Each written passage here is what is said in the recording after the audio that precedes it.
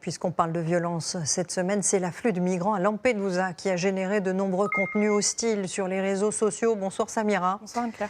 Plusieurs vidéos ont été échangées et elles sont souvent totalement fausses. Regardez jusqu'où ça peut aller Anne-Claire. Cette vidéo ressemble étrangement à ce qu'on vient de voir dans le reportage et pourtant celle-ci est totalement fausse. Elle montre des Africains s'en prendre violemment aux carabiniers. Ce sont les gendarmes italiens. Des internautes dénoncent ce qu'ils appellent la destruction de leur civilisation et de leurs infrastructures. Mais si on s'arrête sur l'image, certains détails accrochent l'œil. Regardez, la perche avec le micro en haut à gauche, le réflecteur de lumière, il y a même un assistant de tournage. C'est une fiction, Anne-Claire. Le film s'appelle Méditerranéa.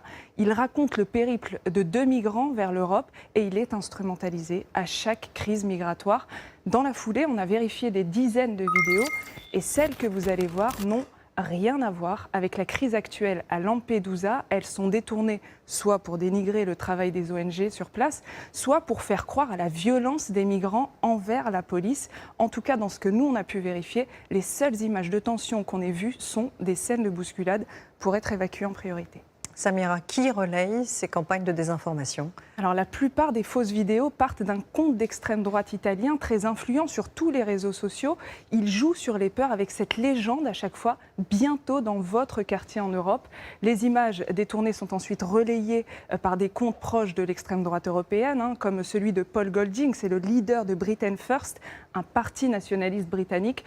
En France, cette propagande elle est reprise essentiellement par des groupuscules identitaires, mais pas par les leaders nationaux. Merci beaucoup Samira.